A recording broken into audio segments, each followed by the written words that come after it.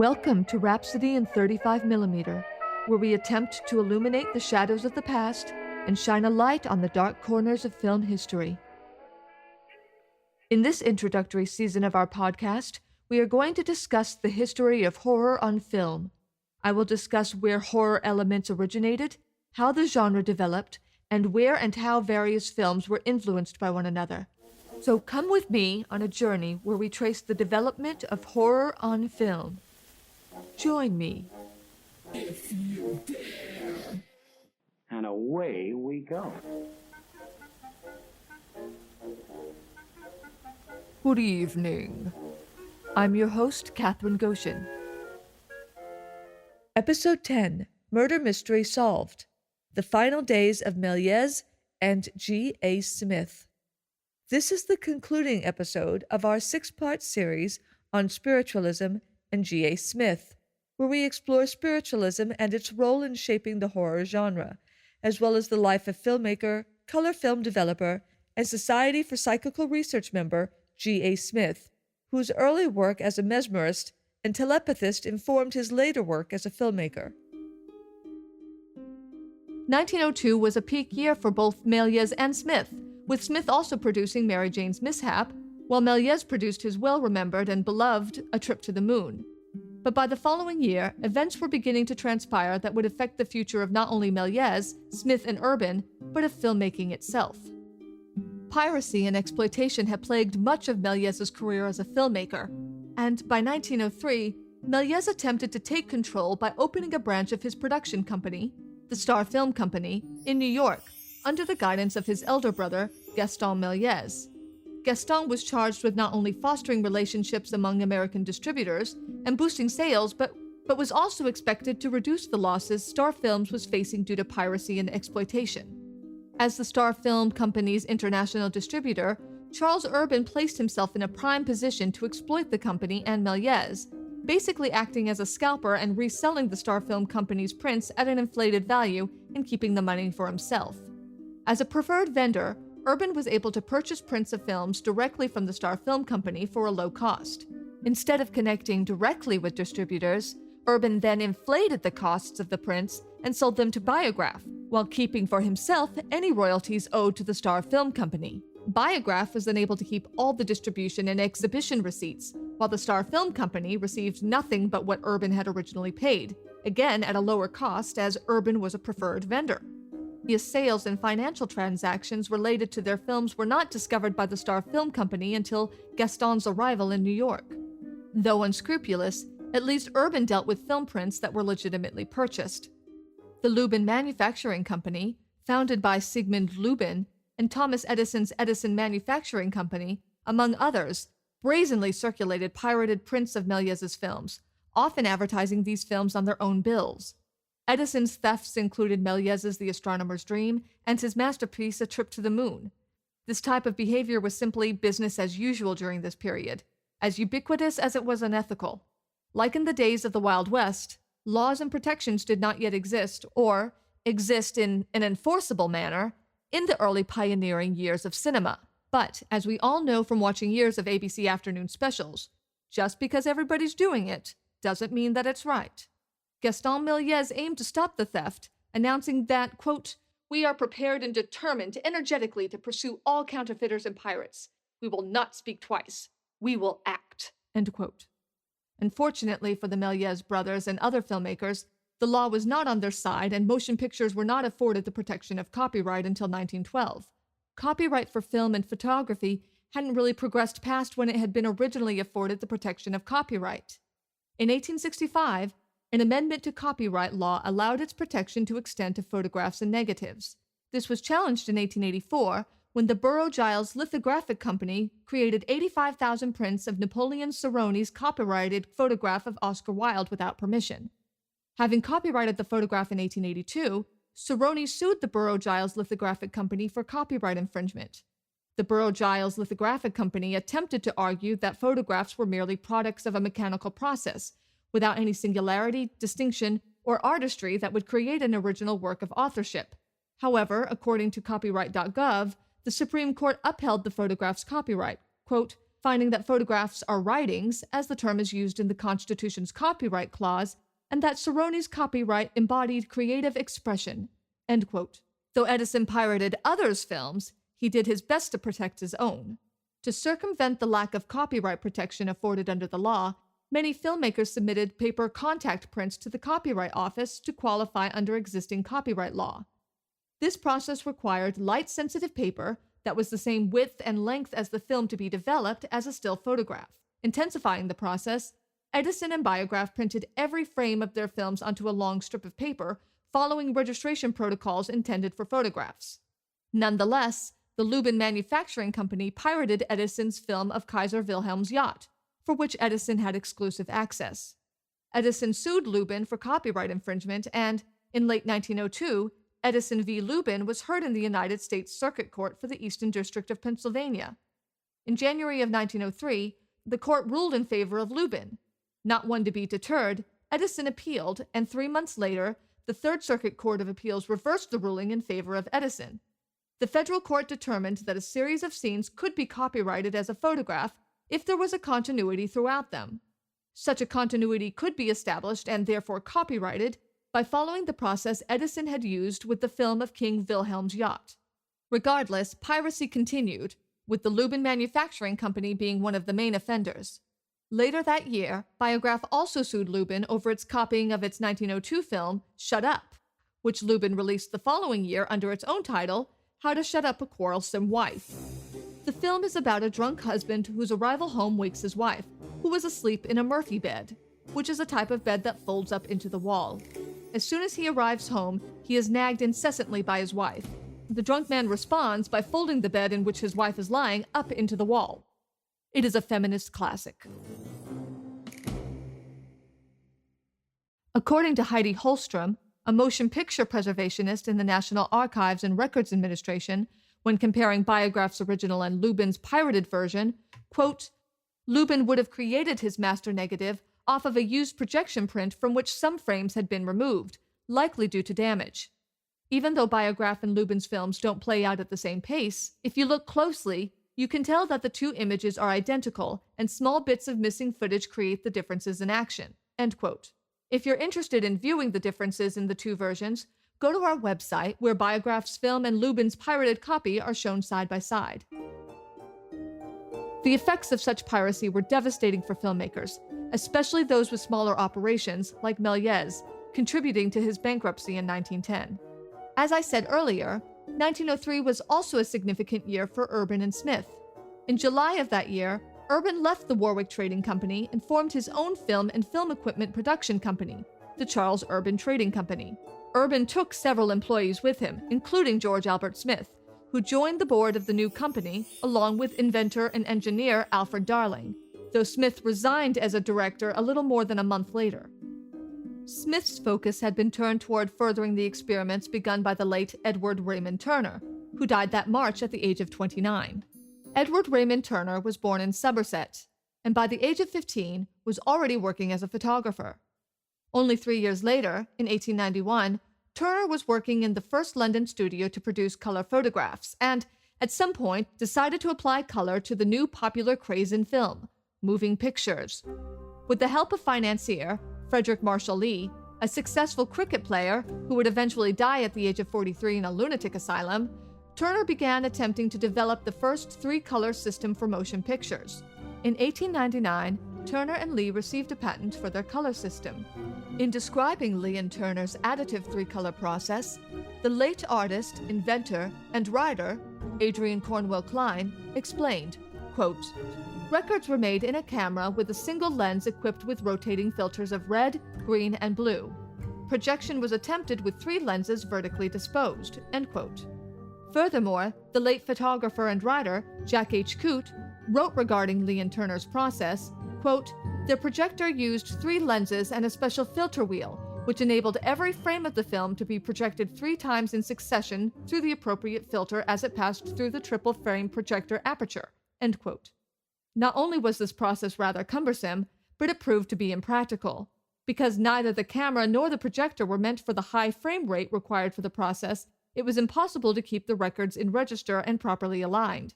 Intrigued by the advances Turner was making, Charles Urban came on board as an investor, eventually buying out Frederick Marshall Lee's interest in the color system. Urban then brought on his associates. Alfred Darling was hired to build the prototype camera and projector per Turner's specifications, and the film was processed by G.A. Smith's lab in St. Anne's Well Gardens. The test shots Turner made between 1901 and 1902 are considered the earliest example of natural color moving film.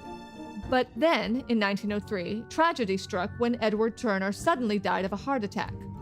Not wanting his investment wasted, and with a pledge to Edward Turner's widow, Edith, that she would receive royalties if anything came from continuing her husband's work, Urban bought Turner and Lee's patent and presented George Albert Smith with an offer to continue Turner's experiments.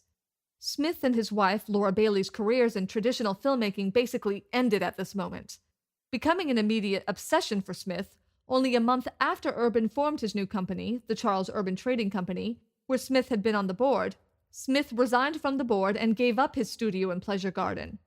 Turner had only died in March of 1903, and yet by August, Smith had already left St. Anne's Well Gardens and moved to a property he called Laboratory Lodge, to focus exclusively on advancing the natural color system. Smith viewed this as a partnership with Urban, writing to Urban in 1904 in a letter now held in the British Film Institute's collection, quote, "I should like to arrange a cooperative scheme, you to keep me posted and supply your new perfected machinery, and I to adapt my color methods to it.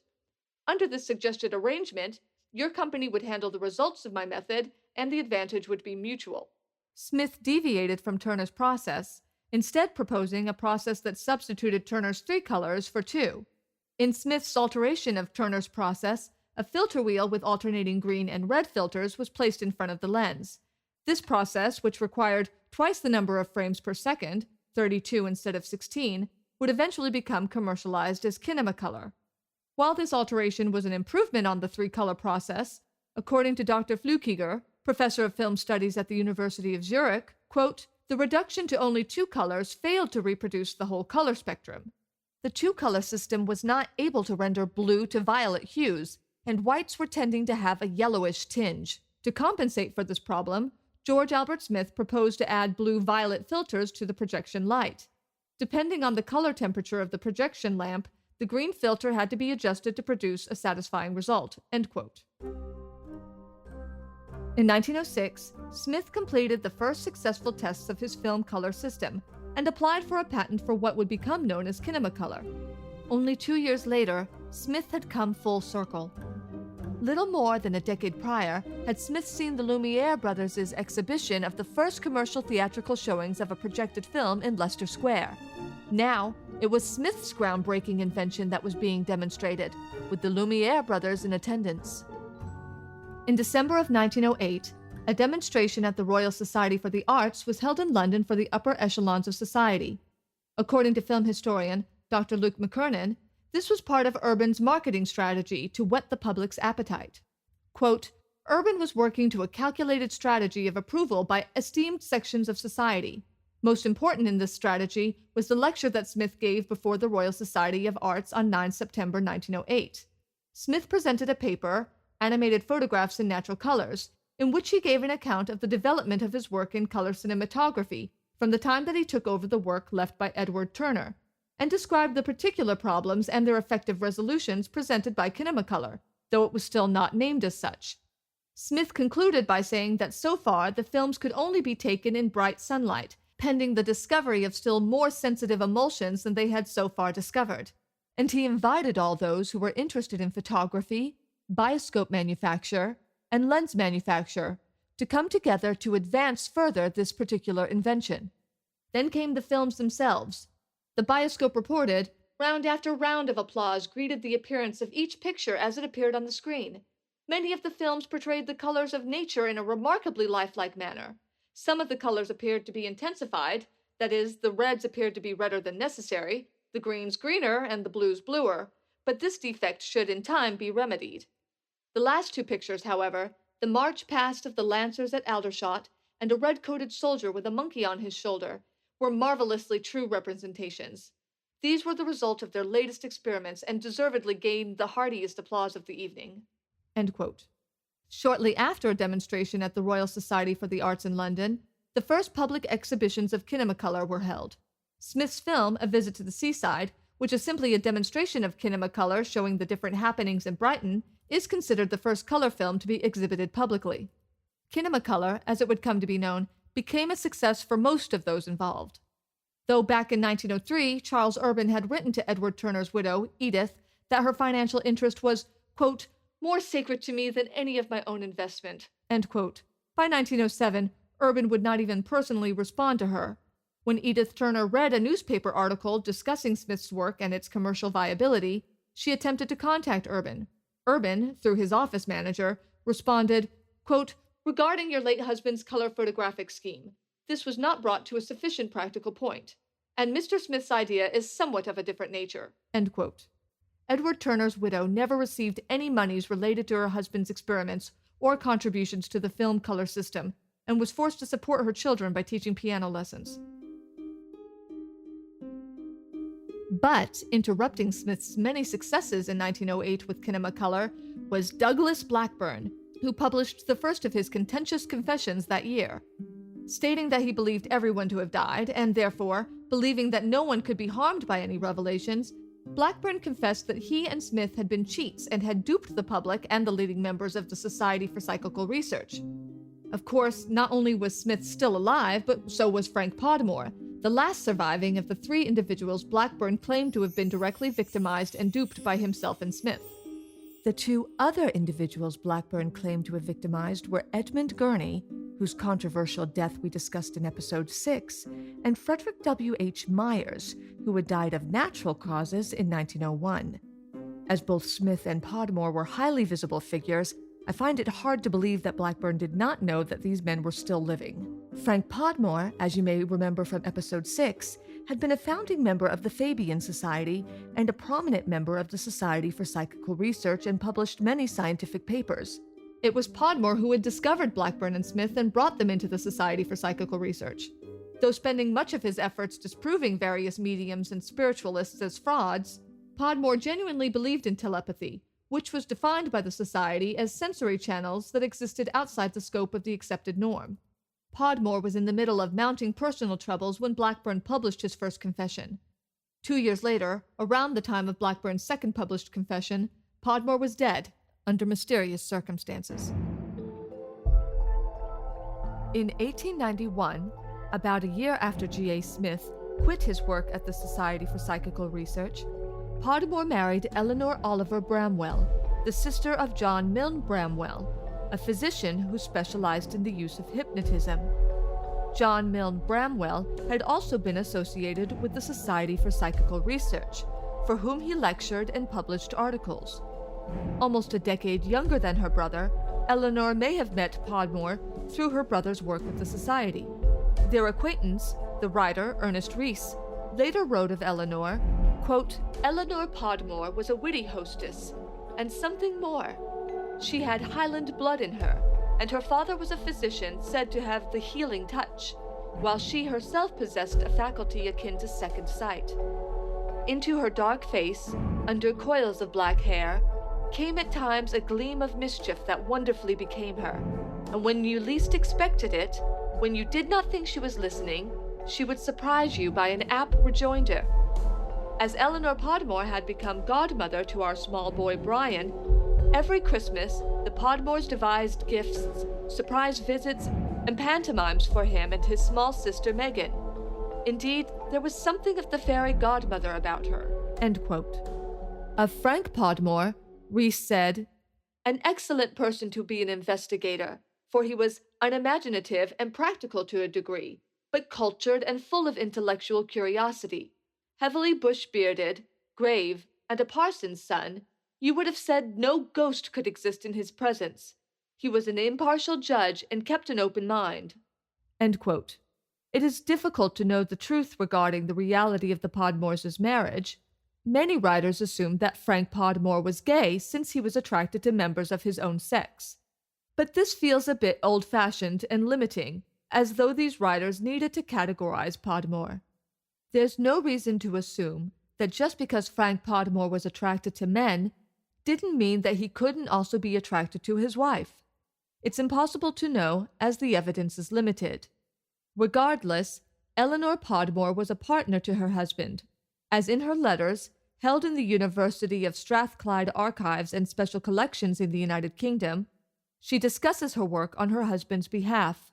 Furthermore, her intuitive nature, one that Ernest Rhys claimed to be, quote, akin to second sight, end quote, would have been of interest both professionally and personally to Podmore and a benefit to his work. Nonetheless, whether or not he was bisexual or gay, a relationship with women was certainly the only way Frank Podmore could have any type of publicly acceptable romantic relationship. As you probably know, homosexuality was not only socially ostracizing at this time, but also illegal in Britain, and would continue to be until 1967. A famous example of the types of abuse and indignities suffered by those attracted to members of their own sex during this period is Oscar Wilde's 2-year imprisonment for, quote, gross public indecency, end quote. Regarding Wilde's treatment in prison and by the public, writer and historian Ian Baruma writes, quote, Wilde was in fact already a broken man when he arrived in Reading in 1895. The worst time of his imprisonment came in the first few months in London, first in Pentonville and then in Wandsworth Prison. Sleepless nights on a wooden plank, awful sanitary conditions, and barely edible food wrecked his health. He lost 28 pounds in 3 months, and months of isolation, with nothing but the Bible to read, and the forced task of picking tar from used rope, which left his fingers blackened and bloody, drove him half mad. While being transferred to Reading, Wilde, shackled and dressed in prison garb, was spat upon in Clapham Common Station when he was recognized by a jeering mob. End quote. By 1907, the Podmores' marriage had lasted 16 years. Frank Podmore had just published his biography of social reformer and spiritualist Robert Owen, which is still in print and is considered an important work on the subject. Beyond assisting her husband, Eleanor was involved in many social and intellectual pursuits, discussing with her friend, the sociologist and urban planner Patrick Geddes, plans for the preparations of maps for a sociological survey. Then, as Ernest Rhys would write, quote, came a mysterious change, end quote. While riding a career high with the publication of his biography of Robert Owen, Frank Podmore was unexpectedly dealt a fierce blow. That same year, Podmore lost his position in the higher division clerkship in the Secretary's Department of the Post Office, forced to resign without his pension after 28 years of service. According to Rhys, the allegations, which became public knowledge, were that Podmore was, quote, suddenly dismissed from the post office because of his sadistic propensities, end quote. Then, providing illumination on what exactly constituted Podmore's, quote, sadistic propensities, end quote, Rhys complains of the cruelty with which a shared acquaintance, George Brougham, spoke of Podmore. Quote, who'd have thought him a pervert? Such aberrations seem grotesque. If we treated them as lunacy or used the ugly word of the man in the street, there wouldn't be any more Oscars or Eulenburgs, for they couldn't bear to be thought ridiculous. End quote. Oscars in that statement refers to Oscar Wilde, while Eulenburgs refers to Philip, Prince of Eulenburg and Hertefeld, who was a close friend of and unofficial advisor to Kaiser Wilhelm II. Another example of the climate of the time for those who were gay or bisexual, Eulenburg was facing his own public scandal during that same period, involving, quote, unnatural sexual proclivities, end quote, or, in other words, homosexuality. The allegations had been used as blackmail by political ally turned opponent Friedrich von Holstein, who finally decided to intentionally destroy Eulenburg's reputation by outing him to journalist and critic Maximilian Harden. The scandal resulted in at least one suicide and a series of trials beginning in late 1907. After 16 years of marriage, Frank and Eleanor Podmore separated. As the separation also occurred in 1907, one could reasonably assume that it was because of the nature of the allegations and the resulting public scandal. Whether or not their marriage had been a genuine romantic relationship, the public embarrassment would have been a difficult strain on any couple. Because of the sustained bitterness between them following the separation, and her years of work in support of her husband prior to the scandal, I am inclined to believe that the relationship had been genuine at some point, at least on her part. For Eleanor not to even attend her husband's funeral 3 years later, nor send a wreath, speaks to a deep sense of resentment. While fortunate not to have faced any legal consequences because of the scandal, Podmore found himself humiliated and socially ostracized. Having lost his job of 28 years, his wife of 16 years, his pension, his friends, and his social standing, Podmore moved to stay with his brother, Claude Podmore, who was the rector of Broughton. The following year, in 1908, Douglas Blackburn published the first of his confessions. For a man famed for exposing psychic frauds and charlatans, such a revelation must have been greatly embarrassing to Podmore. Podmore had been professionally defined by his skepticism and his devotion to following science and facts. Now, the man that Podmore himself had discovered in Brighton and brought into contact with the Society for Psychical Research was claiming it was all a fraud. As Podmore had worked alongside George Albert Smith during Smith's years at the Society, it must have seemed a betrayal. Podmore had now been made a fool professionally, on top of the scandalous allegations concerning his personal life. Most concerning, Blackburn's confessions had the possibility of invalidating the years of research that had been conducted with the assistance of Smith, and more briefly, Blackburn.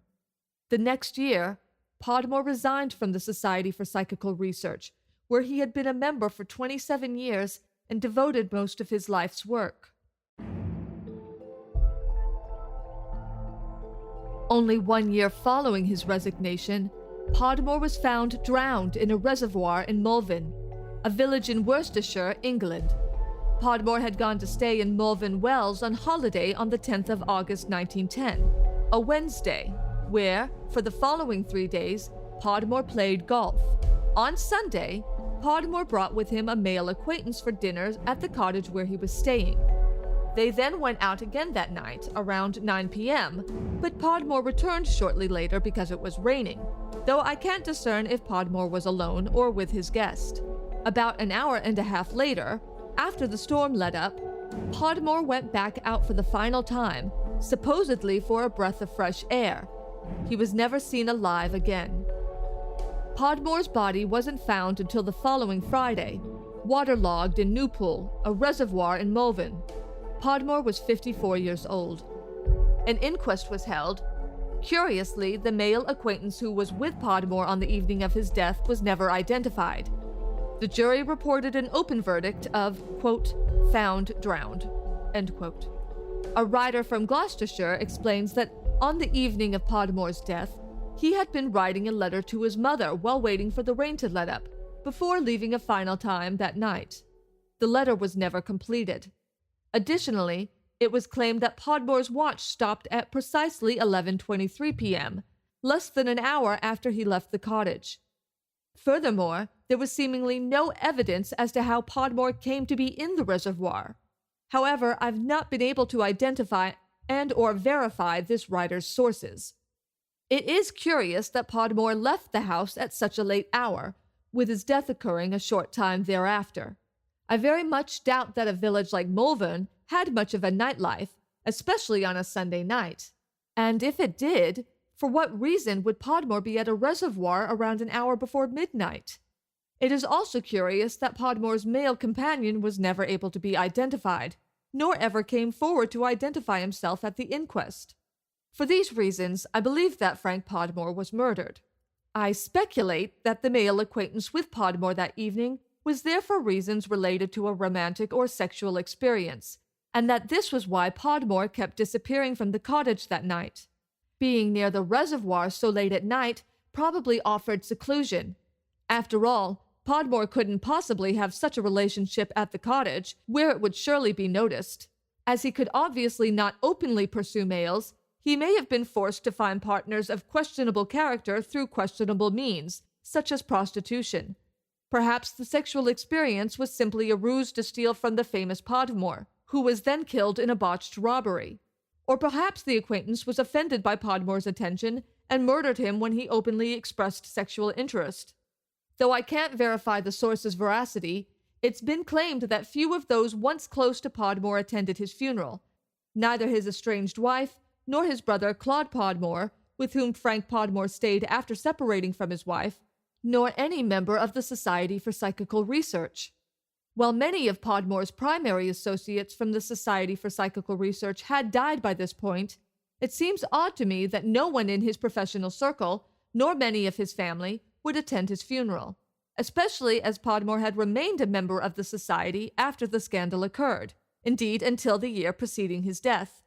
After all, Oscar Wilde's former lover, Lord Alfred Douglas, with whom Wilde had had a strained relationship at the end of his life, was chief mourner at Wilde's funeral, for which Douglas also paid. If the information regarding the attendance at Podmore's funeral is true, this response to Podmore's death by those once close to him seems extreme, and makes me question whether there weren't issues beyond the homosexual allegations of 1907 involved in the estrangement. Regardless, Podmore's death marked the end of the tragedies that plagued the early members of the Society for Psychical Research. All three members of the Society, who Blackburn claimed were directly victimized by his and Smith's fraud, died in or suffered from unfortunate circumstances. While obviously only one member of the group was probably murdered, they did seem to have more than their share of bad luck. Again, Gurney died suddenly, probably of an accidental overdose. Though Myers died of natural causes, his pregnant, already married girlfriend, whose death we briefly discussed in Episode 6, his brother Arthur, whose death we also briefly discussed in Episode 6, and his son, the novelist Leo Myers, all committed suicide. Additionally, these series of tragedies even seem to extend to those tangentially related to the Society. For example, Léon Marillier, whom I mentioned in Episode 7 as having collaborated with Henry Sidgwick and the American philosopher William James on a study creating a census on hallucinations, died in a yachting accident in the English Channel. This accident would also claim the lives of 14 other people, including Marillier's parents and siblings. And, of course, regardless of what Trevor H. Hall claimed regarding Gurney's death, Smith had no actual connection to any of the tragedies related to the Society. But he did seem to have a Jessica Fletcher-type effect when he encountered the members. Blackburn's supposed confessions resulted in one of the final blows dealt to the already beaten Podmore before his mysterious death. George Albert Smith, for his part, publicly disputed the claims in Blackburn's confessions.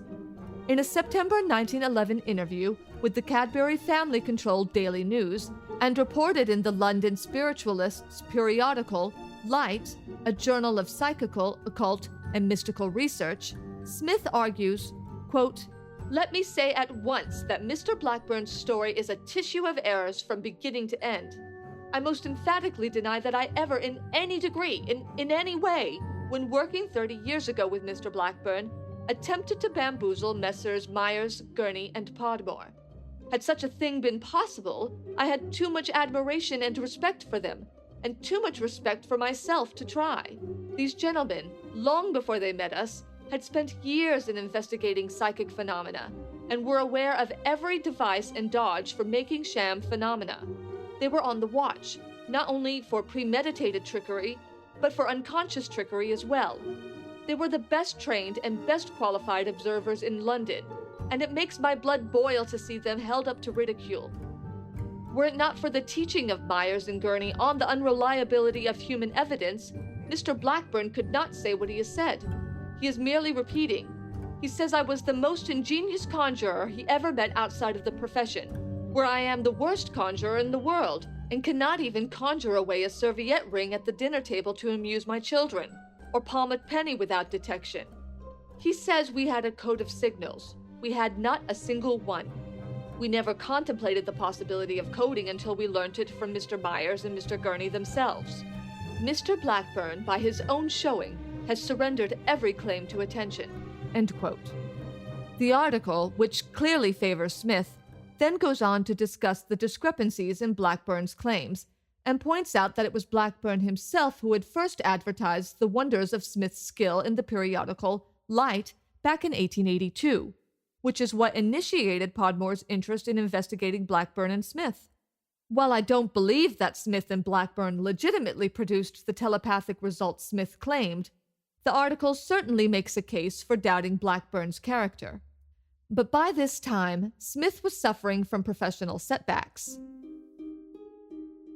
2 years earlier, the press was suggesting the possibility of Smith, along with Urban, gaining a knighthood. But now, his days with Kinemacolor had mostly come to an end, as Urban had swiftly taken control of the color system and a bitter dispute had formed between the two. According to Dr. Luke McKernan, quote, Urban had a well-thought-out strategy for introducing Kinemacolor by stages and marketing its aesthetic, scientific, educational, and high cultural values. The first crucial decision had been to make Kinemacolor a product exclusive to Charles Urban's organization. There would be no marketing to the film industry in general. It would be exploited by a Kinemacolor company, later several Kinemacolor companies, partly on account of the need for special equipment to exhibit the films, a projector with color filters showing the film at double normal speed, and a consequent concern for quality control. There would be no money made from licensing Kinemacolor out to other productions. All revenue would have to come from exhibition, and later from the sale of patents to national territories. That latter stage could only come after the public appetite for Kinemacolor had been sufficiently whetted. Indeed, it could only come once Urban became the possessor of the patent rights. End quote. In 1909, Kinemacolor, as it had now been officially named, was commercially launched at the prestigious Palace Theatre. The Palace Theatre had opened nearly 2 decades earlier as an opera house, commissioned by Richard Doyley Cott, the theatre impresario best known for his partnership with Gilbert and Sullivan, and was later owned by Andrew Lloyd Webber. The theatre housed long runs of The Sound of Music, Jesus Christ Superstar, Les Miserables, and is currently the home to Harry Potter and the Cursed Child. Not long after, Smith sold his rights to the patent to Ada Aline Jones, an independently wealthy woman. The following year, Jones would become Charles Urban's wife. When Urban formed the Natural Kinematograph Company the same month as Smith's sale of the patent, Jones was named as one of 3 registered directors. She would also be a director in Urban's subsequent companies. According to Dr. Luke McKernan, quote, one hitherto overlooked feature of the Natural Color Kinematograph Company, therefore, was that it boasted a female director, a thing unheard of in British films and rare enough in British industry, making Ada Jones the most powerful woman in British film production, indeed, probably the only woman of power in British film production at this time. End quote. Smith would come to feel cheated by the sale, and a bitterness formed between Smith and Urban. Regarding the sale of the patent, Urban later stated, quote, while I had a certain regard for Smith as a scientist, I had none for his ability as a businessman. He was prompted by his lawyer to suggest buying out my interests. There was not enough money in Brighton to buy me out in the mood I was at the time. I made him a counter-proposal to buy him out. He was tickled to death with such easy money. End quote. Urban and Smith would not reconcile until 1938, when Urban moved to Brighton. 1938 was also the year that Smith's wife, Laura Bailey, died. Unlike many of the pioneers of trick films who worked on stage with magic lantern shows and as magicians, Smith lived long enough to see himself acknowledged for his contributions. In 1957, at the age of 93, Smith was invited to the opening of the National Film Theatre in London. A little less than 2 years later, Smith died in Hove. Virtually all the filmmakers who began in the early years of cinema lacked the ability to evolve. The formation of monopolies, along with the continuation of piracy, further harmed the independence of filmmakers. Some, like Smith and Williamson, moved into more technical fields related to filmmaking, such as the production of film equipment and color processes. But Méliès persevered through the Nickelodeon era. According to the Los Angeles Times, quote, though audiences' tastes changed, Méliès kept making the same kind of film, end quote. Dr. Rémy Fernier-Lenzoni elaborated, quote, the public grew bored with the repetitive aspect of narration and the immobility of the camera, end quote. Méliès went bankrupt in 1910. Risking everything to create further motion pictures, Méliès made a deal with Pathé to finance his films, with Méliès's house and studio being used as collateral. Unfortunately for Méliès, the films failed. By the time the shadows of World War I had formed, Smith was forced to sell the Théâtre Robert Houdin for what magician and author Professor Solomon claims was, quote, a paltry sum, end quote. According to Solomon, quote, during the war, the army requisitioned the offices of Star Films in Paris, confiscated hundreds of films, and melted them down. The chemicals were used for the manufacture of heels for military boots, end quote. Though Méliès was able to keep his home through World War I because of a moratorium imposed by the war, in 1923, Pathé took possession of his house and studio. The Théâtre Robert Houdin was also torn down this year. In a moment of bitterness and despair, Méliès burned his own store of film negatives. As shown in the 2011 film Hugo, Méliès was forced to sell toys and candy in the Gare Montparnasse railway station, in a stall owned by his wife, his former mistress, Jeanne Darcy, whom Méliès married after the death of his first wife. Darcy had appeared in many of Méliès's films, including A Trip to the Moon and The House of the Devil, which was the subject of our third episode. Méliès would later describe this period as, quote, a true martyrdom, end quote. Fortunately for Méliès, he lived long enough to see himself rediscovered.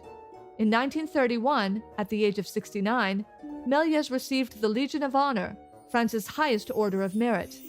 The following year, Méliès, his wife, and his granddaughter were given a retirement home rent-free.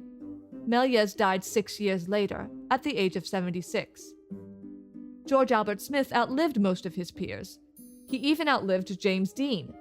The year that he died, William Wyler's Ben-Hur, the Doris Day Rock Hudson vehicle Pillow Talk, and the Hitchcock film North by Northwest were among the top-grossing films at the box office.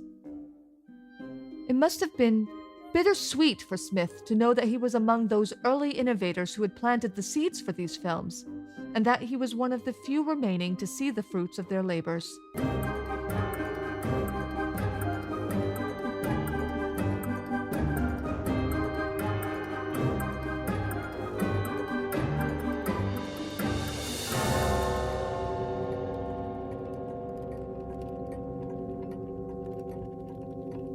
If you would like a list of sources for this episode, as well as other supplemental material, check out our website at rhapsodyin35mm podcast.com.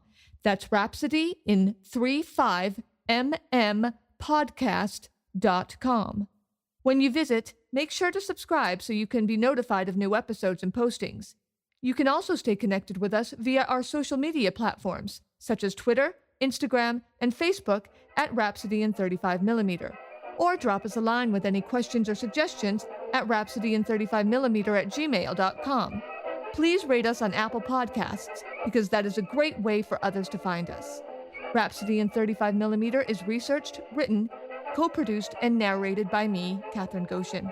The show is edited and co-produced by Johnny Goshen, who also designed the show logo, website, and takes care of social media. Research assistants are Penny and Sherman Bouts. Until next time, thanks for listening.